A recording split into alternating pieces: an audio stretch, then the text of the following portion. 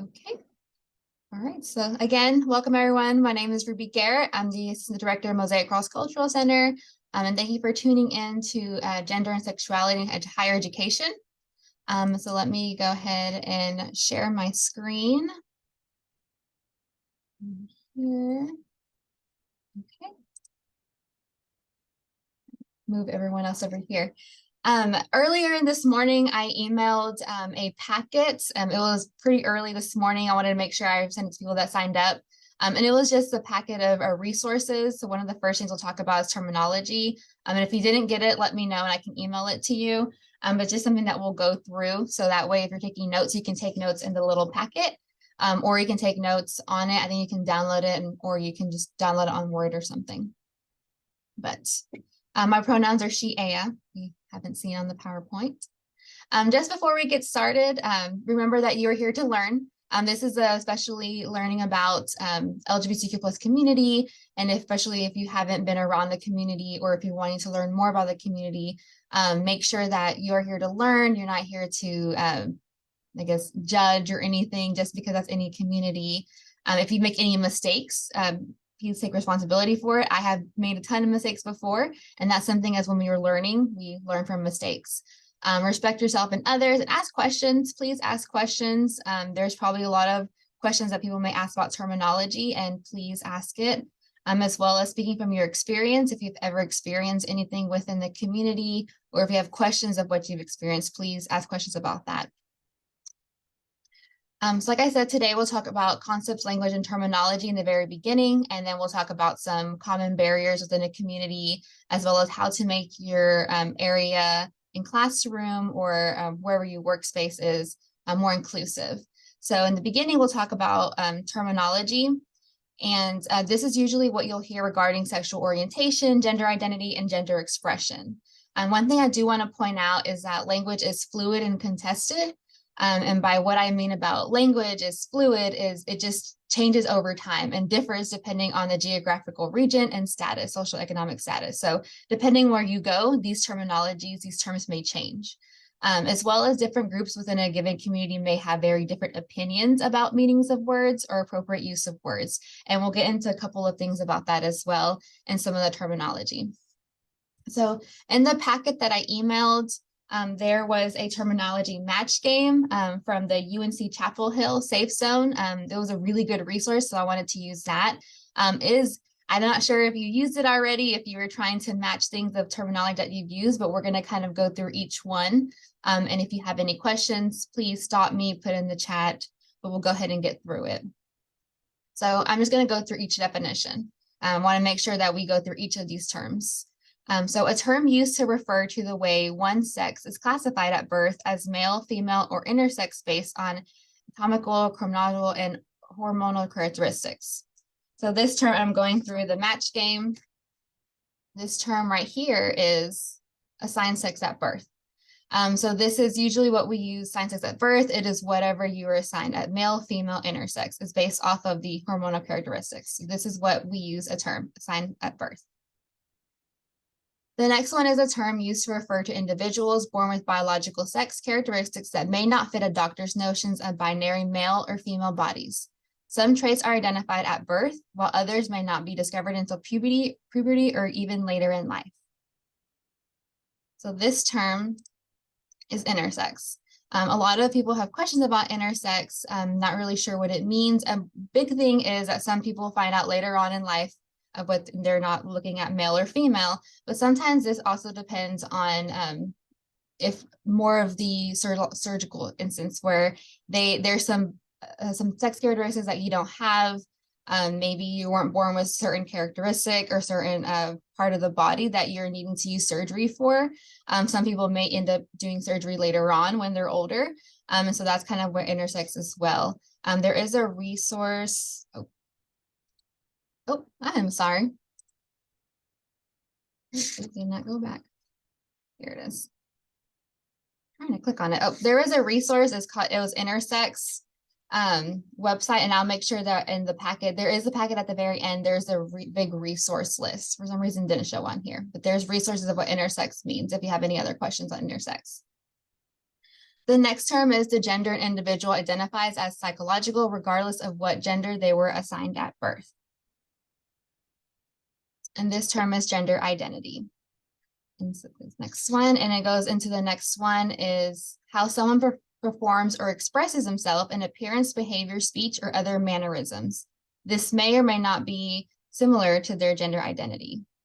And this term is gender expression. So between gender expression, gender identity, one thing, if you saw how I looked like before, I have long, medium black hair. Sometimes I don't have earrings on, but sometimes I'll have earrings. You can't see, but I wear boots and have heels. That doesn't mean that all identify as a woman. That doesn't mean that all women are going to dress exactly who I am. That's just how I express myself. And so that is the difference between gender identity and gender expression, because not everybody is, maybe some people that identify as male or pansexual also have long, medium black hair, will wear boots with heels sometimes. And so that's something as well. Gender expression does not mean that's how your gender is. The next term is sometimes used within American Indian or Native American communities to refer to someone whose gender identity does not align with their assigned sex at birth. And this term is two-spirit. So this term is usually used within American Indian and Native American communities. Some of these communities also don't use the term either. But one thing is, if you do hear this term, and I haven't heard this term, in my experience, I haven't heard this term. But if you have heard this term, that means they're also identifying as within this American Indian or Native American community. So they're also telling you, ethically, this is who they are. So this, telling them that they're two-spirit, also telling you who I am and how they identify. So that's also a big step of expressing who they are. The next term is used to describe an identity that encompasses both man and women, neither man nor women, or beyond men and women. And this term is non-binary.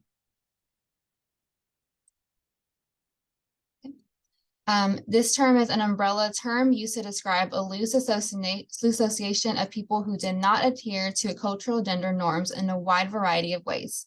Is used also to refer to people whose gender identity differs from their assigned sex at birth. This term is transgender. And so I know this term is some people use transsexual, and that can also be used as a bad way, just because whenever transgender was coming about the term, it was viewed very negatively. And so transgender is a term that we use. I wouldn't, unless someone says I wouldn't use transsexual, that can also be kind of viewed negatively. So we want to make sure that we use this term as well. And some people that are transgender also identify as non-binary, but that's something that you want to ask. So they will tell you up front who they are and how they view themselves. And so that's something that we don't want to assume. And so whatever the term that they want to use, you use whatever they use. The next one is one used to refer to a person whose gender identity aligns with their assigned sex at birth. And this term is called cisgender. So I align with my identity at birth. I'm a female. And I'm a cisgender. And so cis comes from the prefix of same, so same gender.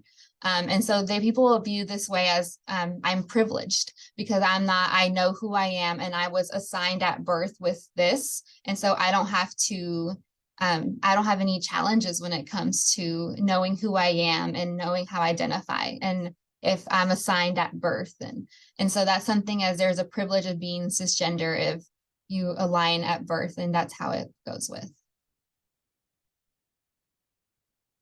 The next term refers to how someone self-identifies their sexual feelings and desires, or describes who they are open to being in a sexual relationship with. And this is sexual orientation. And the next term refers to how someone self-identifies their romantic feelings. And this is romantic orientation.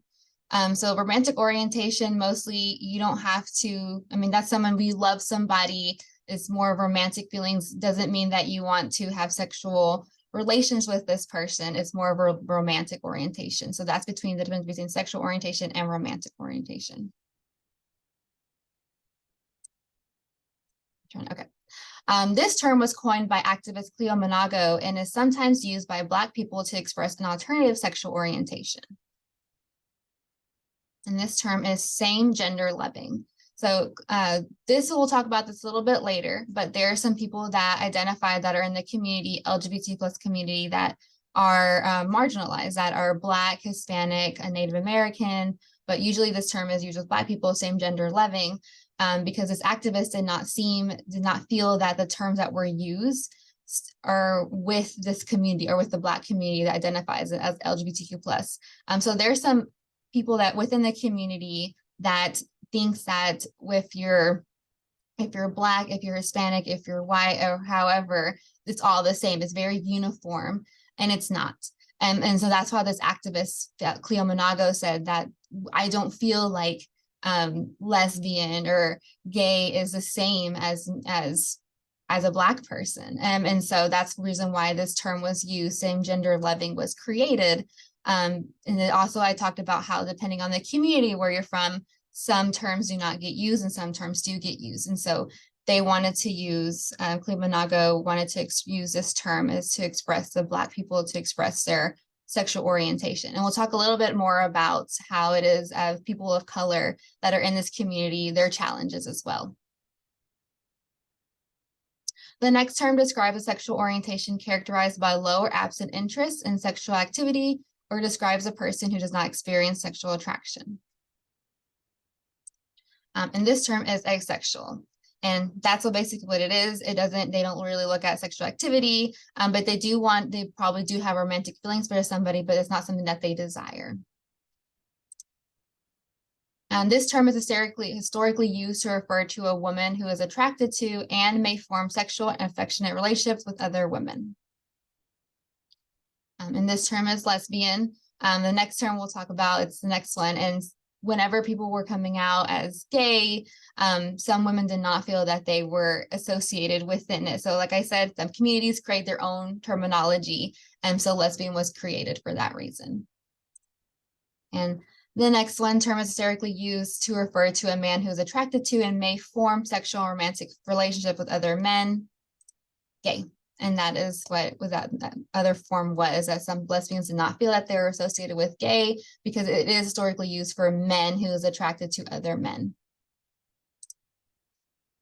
The next term is referred to individuals who may feel sexual attraction to and may form sexual relationship with people of varying gender identities. And this form is bisexual or pansexual. So bisexual is bi is two, so men or women. So pansexual was created as similar terminology, but pansexual is also used to refer to other attraction to other genders or other, because some people may view themselves as non-binary. So that's why pansexual was created, to say that there's other attraction to other gender identities. In the mid-1900s, this next term was used as a derogatory slang term, and it is still used by some in this manner. It can also be used as an umbrella term to refer to all LGBTQ plus people. It is also often used by people who wish to challenge norms of sexuality and gender, as well as to defy identities and labeling. This term is queer. So if you hear the term like I'm here, I'm queer, deal with it, that was a big phrase that was used I believe in the 90s. But in the beginning, it was a derogatory slang term. And so that phrase was used as a way to get that phrase to get queer back. And so that was also used as a way as an empowerment movement. But what I mentioned before is also we also want to make sure that we use the correct terminology for people that are in the community. So some people view queer as still a derogatory slang term. So if you're thinking of using queer and to identify people, I wouldn't use it. I would ask the person if they identify as queer, then you're okay, the person is queer. But if they identify as gay, you would say gay. I know one of my past coworkers, they identified as queer, and they will go ahead and tell me they identified as queer. And then so I know that that was a term that they used. But if they didn't tell me that, I wouldn't want to use that term because they may view that term as derogatory to them. So you want to make sure that even though it is sort of an umbrella term, that we still continue using the terms that that people are wanting for them to identify. All right. The next term describes the process of recognizing and accepting one's sexual orientation, gender expression, and/or gender identity. This term is also used to refer to the act of disclosing one's sexual orientation, gender expression, and/or identity to others. And this term is coming out. So you hear the coming out process. That's something that you hear is all the time, coming out of the closet. I mean, that's a phrase people use, but coming out is a process. And that's something that we also want to remember. It is a process. It's not something that a person comes out and that's done. That's it. No, coming out is a process. They come out every single time they are talking to their professors that, hey, I identify as this, I'm part of the community. They come out whenever they are if they're married to their partner, that I come out to the doctor's office when they put that as emergency contact. They come out when they're meeting new people. So it's not just a one and done. It is a process for the person. And that's kind of why I said as cisgender, it's a privilege to say that, I'm assigned at birth and I also identify as whatever, and I'm straight. But with coming out, it's something that they also it's a process and they always continuously use it. So that's something that we want to make sure that if a person is coming to you, and I talk about this in our safe zone training, if a person is coming to you of coming out, it is that's a big step for them. And so you want to make sure that you respect their process and you respect them, and it's something that they're not coming out to you just because. Some people do, it's a power move and it's a sign of empowerment, but sometimes it is a huge step for some people. And so that's something that you want to respect and you recognize, and you also respect and recognize that they may be coming out to just you and not coming out to everybody at that moment. And so coming out as a process, you want to make sure that it is something that you respect and you ask them more questions about or to say, thank you for allowing that. I want to kind of put more emphasis on that, because as being faculty and staff, you may have some people coming out to you, whether it's a student, a faculty, staff, a coworker, or whoever in life. The next term describes the societal, institutional, and reinforcement of heterosexuality as the privilege and the norm, and the assumption that everyone does or should identify as heterosexual. This is the last term is heterosexism. So this is where everyone should identify as heterosexual. So that should be the last of the terms. Yes, last of the terms. Anyone have any questions or anything of the terms? We kind of went by pretty fast. I wanted to make sure that I hit every term.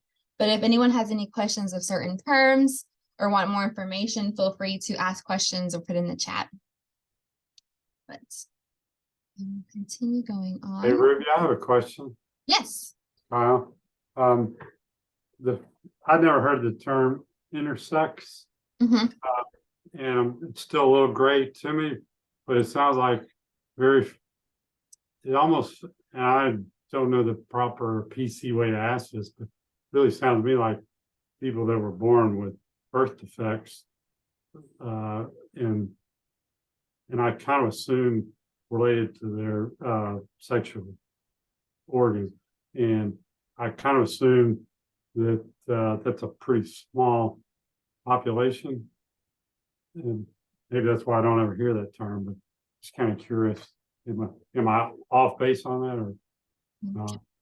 Yeah, no, I would say that's a big intersex is used between people that may have they're born with things that they're having to determine if they're going to be, with male counterparts or female. And so that's biological. And so that is something that people have questions about too, of intersex characteristics.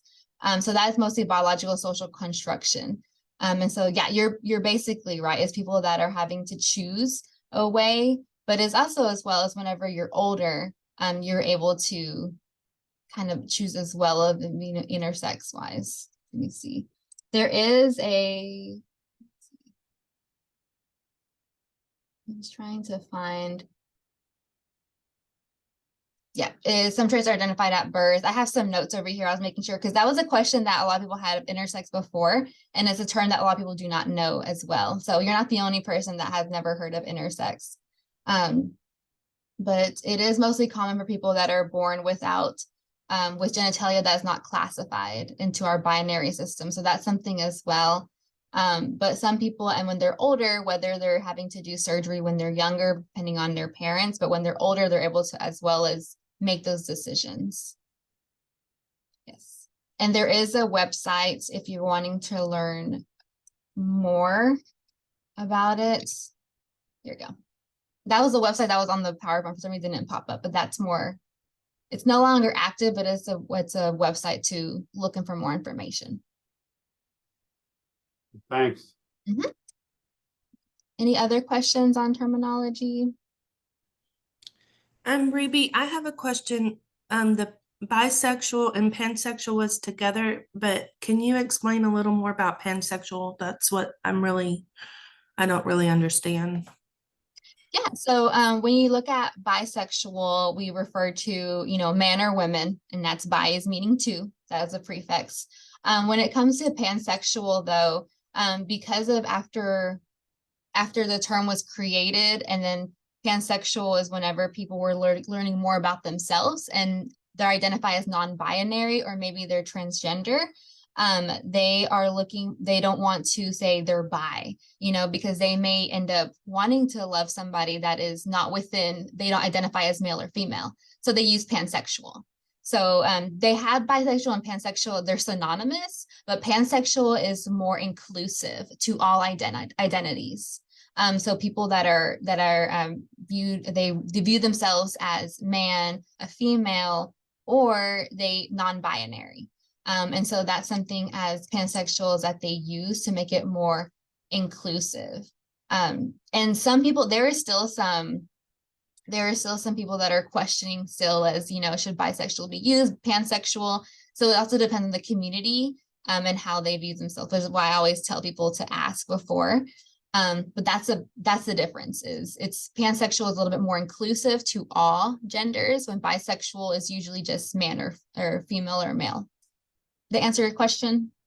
Yes, thank you. Mm-hmm. Yes. Any other questions on terminology? Mm-hmm.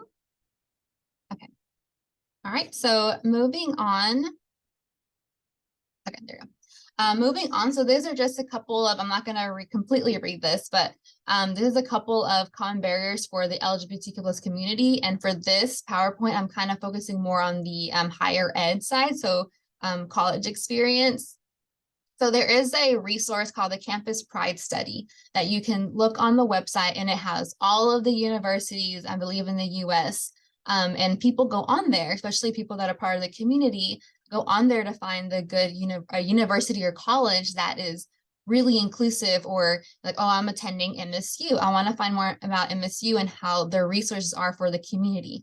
And it is pretty accurate as to say like what resources are available, how people felt whenever they attended the campus. And so that's something if you wanted to scroll into, especially if you had some people in your family or people that that are looking into that part of the community that want a safe community if they're going to college and university that they can go on to. But this study, they found that some students in that part of the community did experience verbal harassments, threats, unfair treatment, physical attacks, and other subtle and blatant mistreatment. And so that's something that they in the community, not only off campus, but on campus, they feel this quite a bit as part of the community. And obviously this does impact their educational experience. A lot of students that identify as queer, gay, or trans and non-binary, or seriously consider leaving their campuses. That's a big thing. We have students already that don't feel comfortable being part of this community. They don't feel comfortable expressing who they are. And so not only does it impact their educational experience, it often impacts how they're doing emotionally, mentally, and physically health-wise, because they're not wanting to go anywhere. And some students as well want to censor themselves. There is a study that I read in this study, I think in the Campus Pride study, that some students wanted to put their flag that they represent, one of their the pride flag, and outside their window, and they didn't want to do that because they didn't want to be identified as that person. And so that's something that they felt like they need to censor themselves depending on the campus climate. Residence halls is also another way of some students don't feel comfortable with.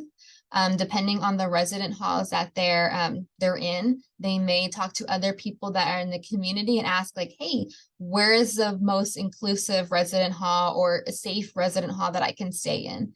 And so that's something as well that they see in the university, is that besides the mistreatment, harassment, they're having to find ways to work together to be safe, or just to, if they consider not leaving, they're trying to figure out ways to be safe and make sure that they're comfortable. If not, they're going to end up wanting to leave. That's a big barrier in higher ed that our students are facing. And there's quite a bit other ones, but one of the main things is it really affects their educational environment. And if they're not comfortable, and if they're not wanting to censor themselves anymore of who they are, and they're still experiencing this negative treatment, they're going to want to leave. And so I mentioned this when Cleo Monago talked about the same gender loving as creating a new term for in the community. There are also students identify as queer, gay, or lesbian that are in this community that are students of color. And so students of color are likely to disclose their sexuality. And it is just another topic of, being in a marginalized community, they don't feel like it's coming out to their people, to their family, it's going to view negatively. And it already is, I would say, coming out. Some people that are white that are coming out, they still will feel these barriers. But for students of color that are coming out, I feel they will feel it even more just because of the community, and that's how they're raised. And so a lot of the people that are in the community, it's a really hard time for them, people of color that are in the community, for coming out.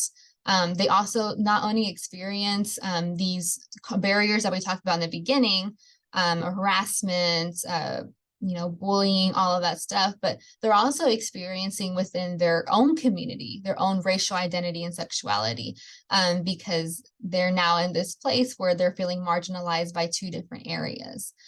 So sometimes it's depending on where their space is, they can really come out and be who they are. But sometimes if they're in their community, surrounded by people that are like them, they're not wanting to express who they are and not wanting to say that they're part of the community. And so another thing is that people assume, and that's kind of why I mentioned Cleo Monago did not feel that the Black people that are viewed as LGBTQ plus community had the same experience as white people. But some people assume that just because I'm part of the community, oh, we must feel the same way. No, the experiences are totally different. So if you're Native American, if you're Hispanic, if you're Black, if you're white, and you're coming out Asian American, if you're coming out, you're going to have way different experiences, and it's not going to be uniform experiences. So that's something that we have to remember, that depending who the person are, the experience is going to be totally different. They also, people of color that are part of the community have difficulty finding and connecting with staff and peers of similar identities. I know on campus, Pride is a student organization that is for the community, LGBTQ plus community. Some students that are students of color do not feel that they share the same experience, obviously share the same experiences, but they have less resources for them on campus because of they don't see any staff, or they can't connect to anybody that have the same type of experiences, identities. Also, campus-based resources and programs often do not center experiences on students of color, or they address the intersection of sexual and racial identity. So it's kind of the same thing I talked about, as Pride is usually ran by, right now it's the students that are in leadership are white. And one of the person of color is, oh, we don't have the same experience and this is why. And so that's something as well, as if people of color that are wanting to join Pride, but they see it mostly of a space of white people, they're not wanting to maybe go because they're like, oh, they're already going to not know the experiences I have, and they're not going to want to know. And that's something that could be assumptions, but that's something as well, as some resources are usually going to be privileged resources. And so that's something as well that we have to think about. And we'll talk about how we can be more inclusive about that. So Creating a LGBTQ plus inclusive environment. So this is also in your packet, so you can write, I think these are also listed, but you can write more notes on it. One of the main things is being visible. So we do have Safe Zone here on campus, Safe Zone training. And so we have these magnets, and if we don't have magnets, I know we have old magnets and we're trying to get new ones. But if we don't have magnets, you can at least tell people that you've done Safe Zone training and that your area is a safe zone for people to go to and talk to you about anything. You can put that in your email. You can put that whatever you want to. You can display it, but being visible with what it is. Stickers, buttons. We have pronoun buttons in our office that you can definitely use. We can have a poster created for you, and you can put that in your office, as well as sharing resources for along with other resource material. So on our website, we do have, I labeled it the Safe Zone resources. We do have resources on campus and off campus that people that are part of the community that they can go to, whether it's doctors, it's counseling centers, organizations that they can go to, mostly some are free of charge. So you can go on our website and look up resources, and you'll see Safe Zone resources, and you click on that and it's all the resources on campus, on off campus. And we also put some stuff on there as in Dallas, Fort Worth area. And I think I'm going to add one on Houston for students that are, not from this area and are going home, and that's where they want their main doctor to be. And so there's some resources as well on there. So you can go on there and making sure that you share the resources. That's a big thing, and knowing where it's at, but sharing is another big thing. And attending some of the events that are open to all. And that's important, open to all, because there are some events that probably you're like, I don't know if I'm able to go. Ask first to see if you're able to go. And then if you're able to go, you can attend. I know that Pride, the student organization here on campus, has done a coming out event, and that was something that they did on Sunwater Plaza, and it was people that are coming out of a door just expressing who they are. And so that's something that you could have attended and go and see and find out more information about the organization. I know this semester, and I'm waiting to see if it's open or not, is Lavender graduation. And this graduation for students that are part of the community, the LGBTQ plus community, that are wanting to maybe display, and it's a special moment for them, because we talked about how it's a barrier sometimes going to college and going to university and higher ed, and how they're facing all these barriers, and that they made it. They made through college, they decided to stay, and this is a big, huge significance of saying, hey, you made it. Here's a special, part of the community. I think they're doing courts this year. And so if it's open, go to Lavender graduation. If it's not open, you can at least share people about like, oh, there's Lavender graduation, so people that are part of the community can also find out how to attend or how to sign up if they're graduating. The next thing is sharing your pronouns. In the packet, there is a little chart for you, and this is just a picture right here. And if you have questions about pronouns, people always have questions about the gender neutral ones, which is Z, here, Z, zir at the end, and those are called neopronouns. And I will tell you that neopronouns are not really seen quite a bit, but we still want to make sure that you're familiar with them, and that you know that when you see those pronouns, those are gender neutral pronouns, meaning that they don't identify as male or female, they're non-binary, they're gender neutral. They, them, theirs is also very gender neutral as well. But those they, them, theirs is usually what people would use, but making sure that there are neopronouns and you recognize those as well. And then if you're comfortable introducing yourself with pronouns, I introduced my pronouns earlier, doesn't mean that you have to absolutely every single time. I know that's I will say some people are like, no, you have to. And I think it's if you're comfortable using your pronouns. But if someone's sharing their pronouns with you, that's a huge step. And you also might want to say, oh, thank you for sharing your pronouns. My pronouns are she, ella. And that's just another big step. So, and we'll talk about how to use that in your classroom, in your work setting. But one example is, very super simple, or two examples is putting it in your email. If you email me, my pronouns are there, she, ella. If you look me up in the directory, that's a new feature that we added on, is you can put your pronouns on there. And that's also a saying of people that are looking you up, like, oh, they're sharing their pronouns. this person is going to be open to knowing who I am and knowing that I identify as this. And that's the reason why pronouns are just used in general. It's just a sign of respect and a sign of saying that I'm not going to assume who you are or how you identify.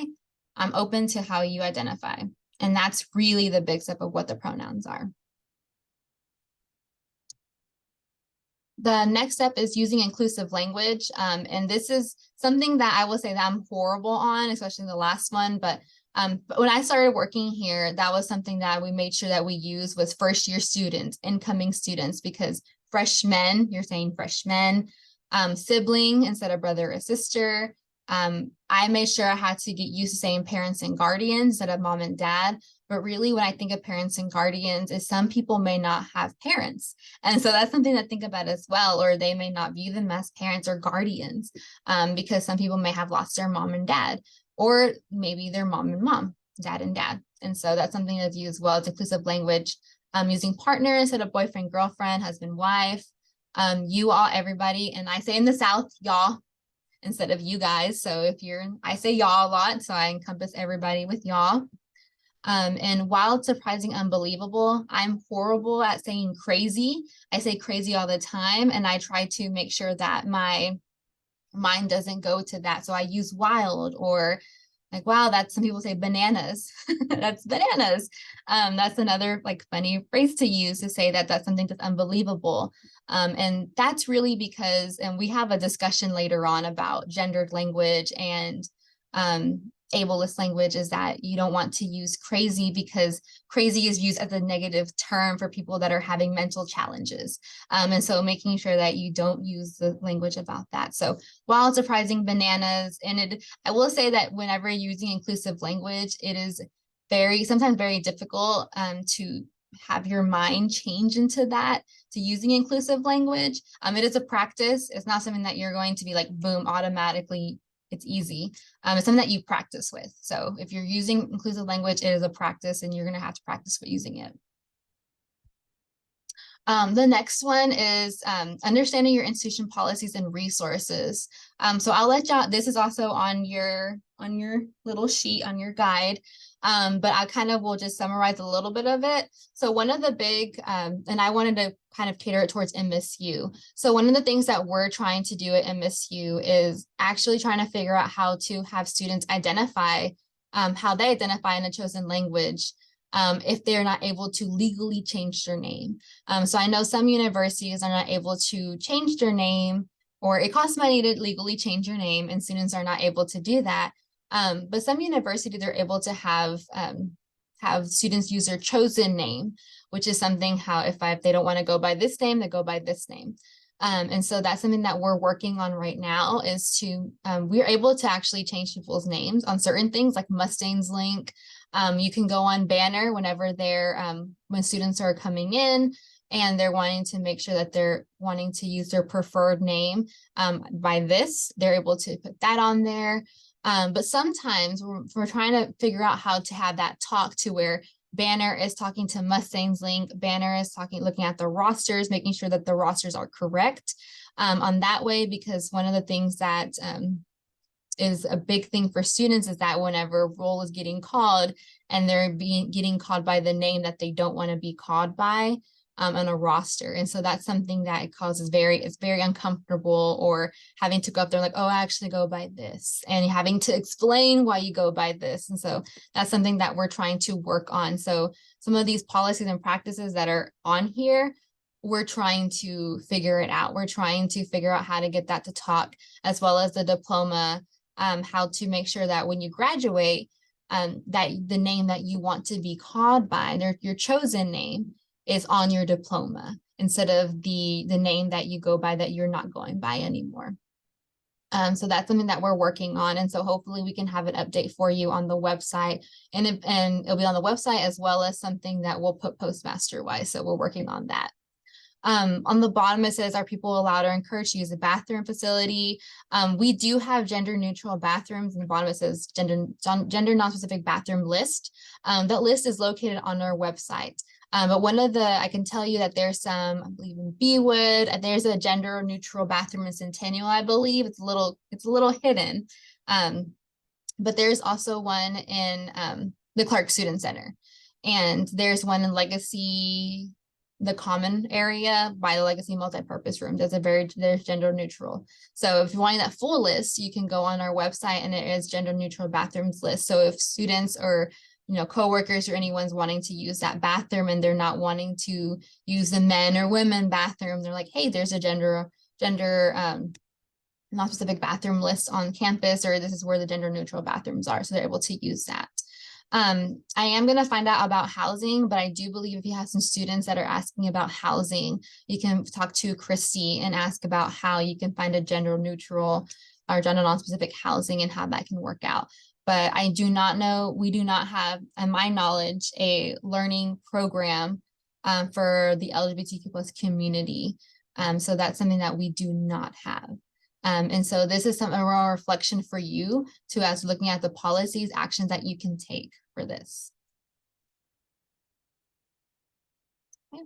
The next one is creating intentionally inviting programs. So this is kind of a mixture of inclusive language, because language is and how you word things is a big part of your program. So if you see a postmaster, if you see something and you read it and you're like, that's not part of me. But it is open to everyone. But when you read it, it's just, no, that doesn't sound like it's open. It really depends on the language. And so making sure that if you're trying to do events or, open house for Mustangs rally or open house for Roundup for new students, you're making sure that you use inclusive language to make sure that everyone is feeling welcome. And so the examples is parents and guardians on materials, because that's something as well. If you're looking at materials, that's a big step of when students are thinking of attending a university, that's the first thing that they see. So if they read a material on there and like, oh, it says this and it doesn't sound like it's for me. So making sure that you kind of look at your materials and it is inclusive. Another thing is family programs. We do host family weekend is a big thing on campus, and a lot of universities or colleges are starting to get a part of family weekend and host events, but making sure that it's open to everybody. And not just people that are, man or female, heterosexual married couple and their children, but it's open to everybody that qualifies as a family. So they're able to use that, as well as some people do like speed dating, a social networking. This in general, speed dating kind of sounded weird to me when I was a student. Even now, it's kind of like, oh, that's kind of interesting. But rebranding them as speed friending, speed networking, something like that, because that way you're not really looking at romantically as speed dating. That's just an example. I don't know if you're hosting any events like that, but making sure that you're not segregating or grouping people based on their gender identity. So networking is a huge thing on campus, not only for students, but for coworkers, faculty, staff. And so we make sure that we use Mixer instead, or, networking event, to make sure that people know that you're meeting people of not only of maybe your community, but other people in general, because we want everyone to come in. So this is, I'll kind of go a little quickly on this one, but I wanted to make sure that we talk about how to be inviting in your curriculum or classrooms, but a lot of this can be used if you're not a faculty, if you don't have a classroom, you're able to use this well in your workspace. So we talked about pronouns, making sure that people are identified as their pronouns, or identify as their chosen name as well. So if you're making sure that like a person goes by this name, you're not calling them out by a certain name. So asking them beforehand, introducing yourself using your pronouns if you're able to, and encouraging others to share as well. One thing for some people have used is emailing before their first day of class, or maybe your first day of work, that you're open to receiving information about their names and pronouns. They're able to self-identify. Another thing is we talked about how sometimes banner doesn't go to roster and it's the preferred name doesn't go onto the roster, that instead of using or doing a roll call, using a sign-in sheet. So that way that students are able to identify themselves, how they're wanting to go by. And we say dead naming. So dead naming is referring to a person by name they no longer use. And they may out them or misgender them in front of a classroom. And so that's what dead naming is. And so that's what students are calling their name that they used to go by. And now their chosen name is what they go by. So we don't want to dead name someone, which is calling them out and using them by a name that they don't want to be named by anymore. Another way is giving students a space to introduce themselves and their pronouns to the class, but don't make it mandatory, just optional. Some people may not want to release their pronouns. They don't want to say their pronouns, or they're not comfortable, or they just don't want to do it. And that's something that you don't want to make a huge, big deal of, something that is something that's supposed to be really respectful. So if they're not wanting to share their pronouns, like, okay, thank you for, that's fine. But making sure that you still recognize, like, hey, we're respectful in this space, and though you don't want to share your pronouns, other people are sharing pronouns, so please respect the pronouns that they're saying. And then explaining why you get the opportunity to share pronouns. And the main reason why, you have probably your own reasons, but the main reason is you're respecting people and you're wanting them to self-identify, and you're not making assumptions of who they are. One of the worst things is, you don't want people to make assumptions of who you are. So why would you do that to somebody else? And so that's a big thing. It's a sign of respect for anybody that's in your classroom or your work area. This is an example of, you can put in your syllabus, names and pronouns are deeply personal. Assumptions about them can cause harm. In this class, we will respectfully use whatever name, pronouns, peers, authors, and community members ask us to use. If we make a mistake, we will respectfully correct ourselves. And that's something that people have used before to put in their, in their syllabus, or even in their work area. Another way is reviewing your syllabus. If you participated, the big thing, talk about being visible. If you participated in a safe zone, you can put that in your syllabus. You can put that in your, wherever you want to say, like, hey, I'm safe zone. I've been to safe zone training. This is something that, that if you're able to, if you're wanting to talk, you can come talk to me. Here are the resources. Another thing is sharing resources. You can create community guidelines or group agreement for respectful behavior and language in class. You can also review your course content. Do you have required readings or course relevant examples that are inclusive of and represent the LGBTQ+ themes or authors? Or are these perspectives included materials assigned? And sometimes students are really looking at that as well. They're seeing, like, oh, I see that this person was talking about the community, but they're not part of the community. And so that's something that's a review. And these examples are not something that you have to all use. Don't all use all of this stuff in there. That's a lot of examples. These are just examples of what you can use. So don't be forced that you having to use all of this stuff, but kind of pick and choose of what you want to use to start off with. And that way you can continue using it. And yeah, so that was kind of the last point of that. And we have a couple of minutes, and we can stay a little longer than 11. That's up to you if you have any questions, but I want to be respectful of your time. But that is the presentation. It was a lot of information, but I wanted to make sure that we did go through terminology, because that's a big thing in the community. There's a lot of terms, and I will say that when I did the quiz, there's a couple terms that I did not know. But as well as that, something is in the community is I didn't know a lot of the barriers. And so that's something that is very important. I wanted to make sure that this education session was about the LGBTQ+ community, because we have some resources on campus, but we don't have all the resources. And though we don't have all the resources, doesn't mean that